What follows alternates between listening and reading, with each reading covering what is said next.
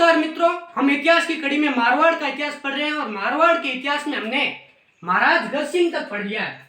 कहां तक? महाराज गज सिंह तक पढ़ लिया है। और गज सिंह जी के दो पुत्र थे। एक का नाम जसवंत सिंह जो कि छोटे थे और ज्येष्ठ पुत्र यानी बड़े पुत्र का नाम अमर सिंह था। बड़े पुत्र का नाम अमर सिंह था, लेकिन महाराज गज सिंह किन्हीं कारणवश जसवंत सिंह को अपना उत्तराधिकारी नियुक्त करते हैं, अमर सिंह को उत्तराधिकारी नियुक्त नहीं करते हैं। इसके पीछे क्या कारण रहा होगा? तो इसके पीछे यह कारण था, एक तो गज सिंह जी की एक प्रेमिका थी जिसका नाम था अनारा। आप जोधपुर में अनारा बेरी देखेंगे, एक कुआं देखेंगे जिसका नाम अनारा बेरी है। और अनारा बेरी किसने बनवाई थी? अनारा ने ही बनाई थी। अनारा बेरी ये अनारा द्वारा बनाई जाती है। तो एक तो अनारा के कहने पर ये अनारा गज सिंह जी की जीएफ थी, यानी आज के जमाने में जीएफ कह सकते हैं, उस समय में आप प्रेमिका कह सकते हैं, या साफ भाषा में ये उनकी प्रेमिका थी या नायिका थी। अब देखिए, गज सिंह जी एक तो ये कारण रहा और दूसरा कारण ये रहा कि अमर सिंह थोड़े जिद्दी किस्म के थे, यानी हट्टे व्यक्ति थे। किसी भी बात पर गज सिंह जी से झगड़ने लगते थे।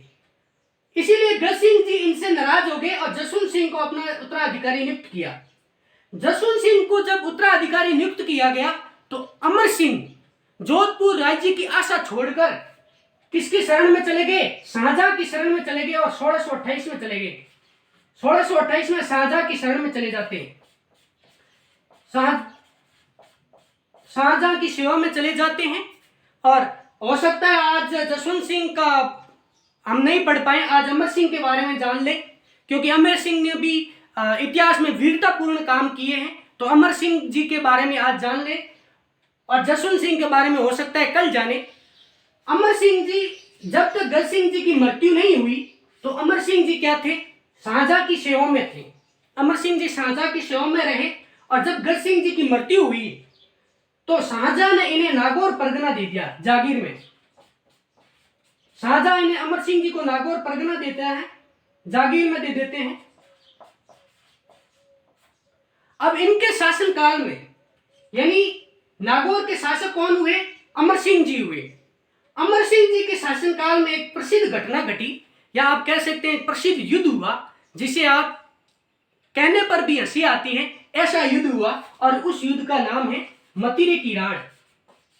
आप सोच रहे होंगे मतिरे के लिए झगड़ पड़े। जी बिल्कुल, मतिरे के लिए झगड़ पड़े। और ये मतिरे की राड़ कब हुई? तो ये मतिरे की राड़ 1644 में हुई। ये मतिरे की राड़ होती किन किन राज्यों के मध्य है या किस किस परगने के मध्य है? तो वो नागौर बीकानेर थे। ये राड़ नागौर और बीकानेर के मध्य होती है। नागौर और बीकानेर,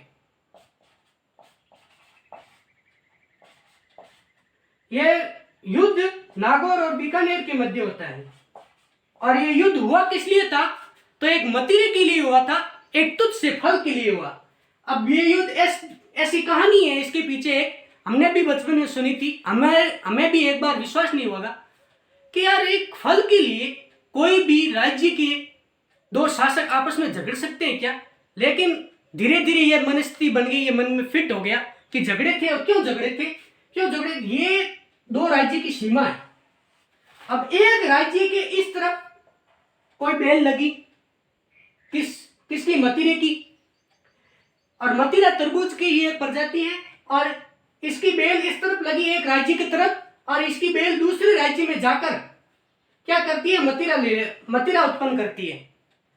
अब इस राज्य के किसान ने वो मतिरा तोड़ के अपने पास रख लिया, लेकिन ये राज्य वाला उसका विरोध करता है, कहता है कि ये मतिरा मेरा है क्योंकि बेल भी मेरी थी, मैंने बेल को पानी पिलाया तब जाके ये मतिरा हुआ। लेकिन इस राज्य के व्यक्ति का कहना था कि ये मतिरा मेरे खेत में हुआ है, चाहे बेल तेरी क्यों ना हो, इसलिए ये मेरा है। इस तरह से ये दोनों से झगड़ पड़े सर, और ये पहुंच पड़े गांव के मुखिया तक। गांव से मुखिया से बात बढ़ती बढ़ती हुई राजा तक पहुंच पड़ी और राजाओं में आपस में ये लड़ाई हो गई। राजा आपस में लड़ पड़े और इस युद्ध में बीकानेर और नागौर के मध्य ये युद्ध हुआ और इस युद्ध में अमर सिंह जी की क्या हुई? पराजय हुई। अमर सिंह जी इस युद्ध में पराजित होते हैं, इस युद्ध में हार जाते हैं। अगर आपको इस युद्ध में गांव पूछ लिया जाए कि बीकानेर का कौन सा गांव था, तो बीकानेर का सिलवा गांव था। यह सबसे पहला विवाद बीकानेर के सिलवा गांव से ही उठा था। और अगर नागौर का गांव पूछ लिया जाए कि नागौर के कौन सा गांव था इस विवाद में, तो नागौर का गांव जाखड़िया था। ये दोनों गांव थे। इन गांव के दो किसानों के मध्य एक मतीरे को लेकर ये विवाद हुआ था और ये विवाद युद्ध में तब्दील हो गया।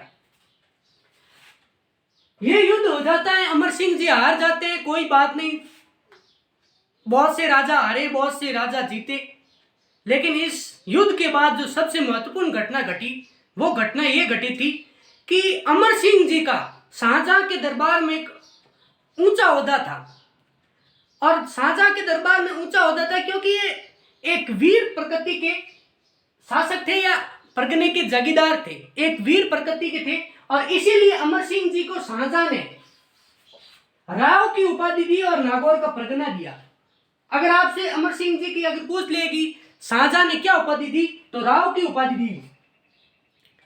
ये एक बार दरबार में थे, शाहजहां के दरबार में, और शाहजहां के दरबार में मानो ये दरबार लगा हुआ है और शाहजहां के दरबार में एक व्यक्ति था जो इनकी क्या करता है, कटुआ करता है या इनसे मजाक करता है। जैसे मान लो, मैं आपको एक उदाहरण के साथ समझाता हूं कि आप चार दोस्त एक कमरे में बैठे हैं। चार दोस्त में से एक तो आप हैं और तीन आपके दोस्त हैं, जिसमें से तीन दोस्त शराबी हो, या मान लो तीन दोस्त पबजी वाले हो, वो पबजी खेलते हो और आप नहीं खेलते हैं। अब आप मन ही मन मुस्कुरा रहे हैं क्योंकि वो ये बात कर रहे हैं कि उस पेड़ के पीछे एनिमी है, उस पेड़ के पीछे, इस घर के पीछे, उस घर के अंदर बॉम्ब मारो, गोली चलाओ। आप मन ही मन मुस्कुरा रहे हैं। तभी आपका दोस्त जो पबजी खेल रहा है आपसे कह दे, अरे पबजी खेलेगा क्या, तो आप उसे कुछ जवाब नहीं देते हैं। मान लीजिए आप उसे कुछ जवाब नहीं देते हैं या कह देते हैं कि नहीं मैं नहीं खेलूंगा। तभी दूसरा दोस्त कहता है, अरे अरे ये क्या खेलेगा, ये तो अभी दूध पीता बच्चा है। तभी आपका तीसरा दोस्त ये कह देगा, अरे ये दूध पीता बच्चा है, इसको कार्टून दिखाओ, इसके लिए कोई कार्टून लगाओ रे, ये कह दे। तो मान लो आप उनके कहने से पबजी तो खेलेंगे नहीं। जरूरी नहीं कि आप पबजी खेलें, या तो पबजी खेलना पड़ेगा या चुपचाप उनकी बातों को सुनना पड़ेगा। यही हुआ ना। ये तो नहीं कि आप उनसे झगड़ेंगे तो वो तीन हैं, आपकी पिटाई करके चले जाएंगे, आपकी अच्छी सी धुलाई कर देंगे। तो आप उनसे झगड़ नहीं सकते। आपकी समझदारी क्या होगी कि आप चुपचाप वहां से निकल जाए। और इसी तरह से दरबार में मजाक होता है, किसके साथ, अमर सिंह के साथ। और अमर सिंह के साथ उनके जो दरबार में होते हैं दरबारी, वो मजाक करते हैं कि आपने पहले तो एक मतीरी के लिए युद्ध लड़ा तो लड़ लिया, लेकिन उस युद्ध में आप हार गए।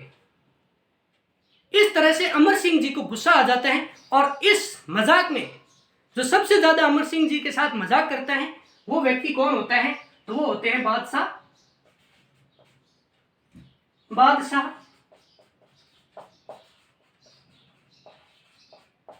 बख्शी सलावत खां। ये उनके साथ मजाक करते हैं और अमर सिंह जी को गुस्सा आ जाता है और अमर सिंह जी अपनी कटार लेके इनकी छाती में घोंप देते हैं। इस घटना का एक प्रसिद्ध दोहा है, उण मुक्ते गांगे कहे इण कर ली कटार, वार कहण पायो नहीं जमदड़ हो गई पार। यानी इस पंक्ति से यह मतलब है कि इस सलावत खान ने ग नहीं कहा, उससे पहले अमर सिंह जी ने कटार निकाल ली। और वार कहने से पहले, यानी वो गंवार कहना चाहते थे और वार कहने से पहले उनकी छाती की पार कर दी। इस पंक्ति से यह मतलब है।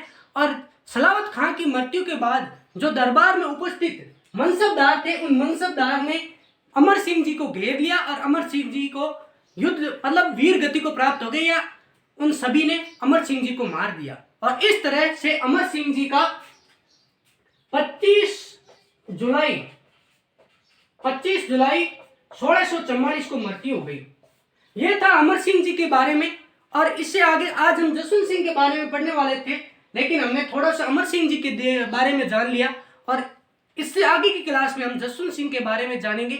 जसवंत सिंह भी एक वीर राठौड़ शासक हुए तो इनके बारे में जानेंगे। इतने वीर थे कि इनसे औरंगजेब डरा करते थे, थर थर कांपा करते थे। तो इनके बारे में अगली क्लास में जानेंगे। जब तक के लिए धन्यवाद, शुक्रिया।